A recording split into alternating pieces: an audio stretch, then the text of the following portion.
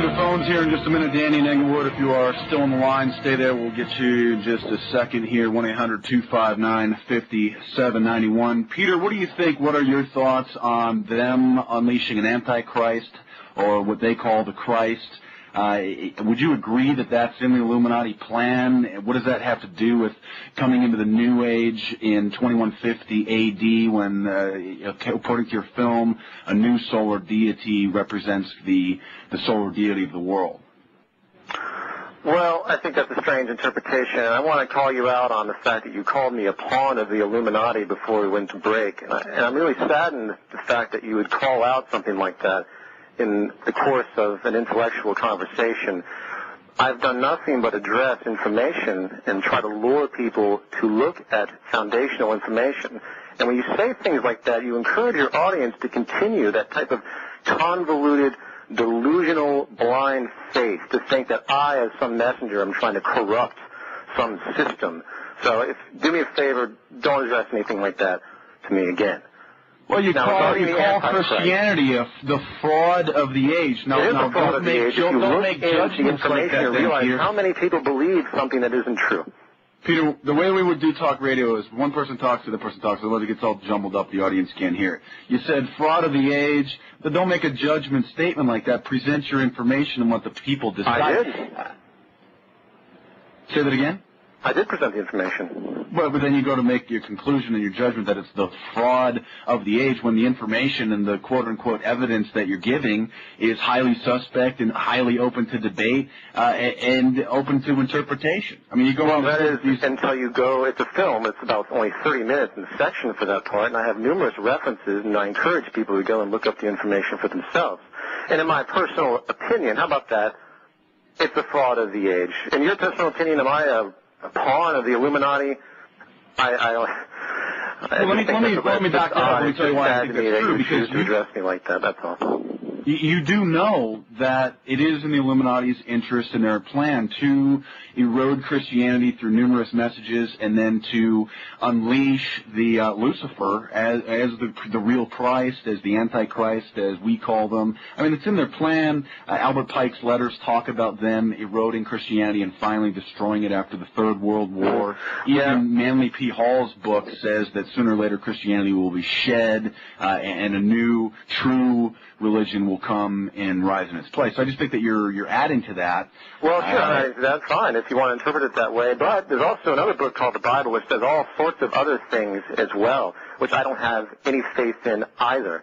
So what you're doing is comparing apples to apples to the effect that we're dealing with theoretical, mythological, astro-theologically derived ideas that misguided people have reinterpreted as being historically accurate and have based their lives and philosophies upon. That's my argument. I don't believe in the Illuminati. They can gather and do their rituals. It doesn't matter to me. They're in power? Sure. They have their, and to the effect they're in power is very much debatable. You can go back and hypothesize all of these aspects of these hidden inner circles. And the mystery schools have existed forever. It's all about inner knowledge. But the general idea, this idea of these antichrists released, if anything, the powers that be that you consider the Illuminati, if they release an Antichrist, it's simply going to take advantage of the fact that a large portion of the Christian population expect it. It's going to be an act of manipulation and nothing less. That's what people need to start thinking about. This whole game is about manipulation. The more you sit there and divide yourself up and tack on good and evil and the Illuminati and Christians and they want to destroy, make a one-world religion, one-world government, and the mark of the beast of the RFID chip, the moment you start doing that, it becomes totally fictitious based on no real evidence whatsoever. You can't base anything on prophecy that has no foundation or the ramblings of Albert Pike or any of these guys. They're all just as convoluted as the next, die-hard fundamentalist religious follower. It's all nonsense. I think that you can. I think that people can prophesy. I think that if you have either the gift of God or even if you don't believe that, if you have an intelligence, you can analyze history, you can analyze trends, and you can make you can make judgments and prophecies, if you will, predictions of what is going to happen or what may actually happen. Now, you don't believe in mystical powers and in divine intervention and in personal God and all that stuff.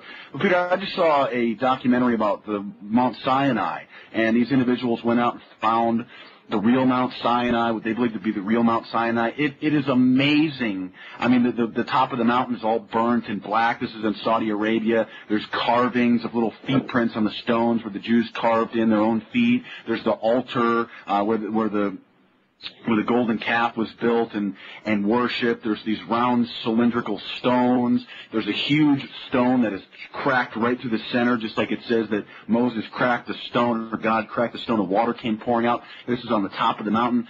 Even the History Channel has done specials on the parting of the Red Sea, which they say is a misinterpretation. It's the parting of the Seat of Reeds, and how they say that, okay, it actually could have happened, it likely could have happened by a certain wind gust and this and that. And so how can you doubt prophecy? How can you doubt future predictions? How can you doubt there's a divine force, there's something out there that made us, that can do whatever it wants to, that is outside of our realm of understanding, outside of our dimension?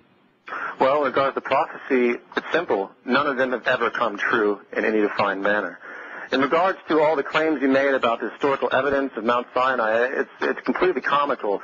Throughout the past 2,000 years, it's full of all sorts of frauds regarding from the bleeding Mary to the scars of Jesus to even up to the present day where they claim to find Jesus' bones in a cave in caskets. All the stuff about Mount Sinai, it's planted.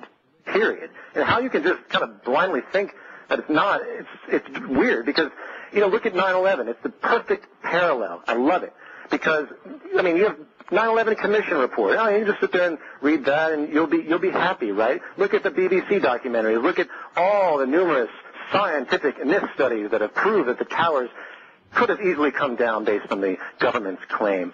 If you can sit there and give me, some reason to think what you're saying has more validity than all the other frauds through society, and based on gravity and based on how many people actually believe in Christ and actually believe in positions of power, heads of TV stations, radio networks, actually believe these things. Of course they're going to have Discovery Channel things on this stuff like this. Of course they're going to have specials. It's all propaganda, man. We should know this. We should know this by now. We should know how this game works in order to manipulate people into believing things that are not true. And as far as the spiritual aspect of life, we're all pure spirituality. We are the power that is. All so if you believe in a God, you believe it's something outside of our understanding, outside of our dimension. Of course there's something outside of understanding because we're just a fragment inside this larger whole. I end Zeitgeist with a very positive note. We're talking about the consciousness, the whole consciousness, and it's the best argument I can think of to try and settle some of these, confused notions people have about life. Because you can scientifically orient yourself and even more importantly, spiritually orient yourself into a collective consciousness to realize that we're all one organism. And the moment people stop dividing themselves up and generating religious division, political division, the moment people stop fighting amongst themselves is the moment paradise will dawn. And all the wars and all this crap, all the manipulation specifically will stop. Because the collective consciousness is the most powerful. We've been conditioned to believe we have no power. That is the whole idea of God. That's the propaganda. It's God has the power. It's God's will. If something happens to you, it's because God wanted that way. Someone kills your daughter. Guy says, it must God's will will be done.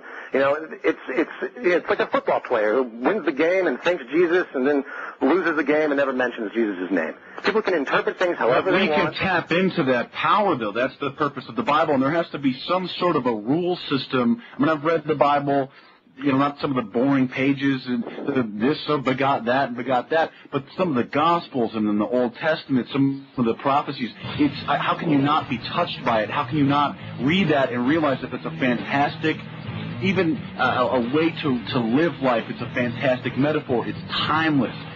It's a rule system. Stay tuned, Peter. Get into it. Hold that thought. We're going to take a break. Danny, we'll get to your call. Stay tuned.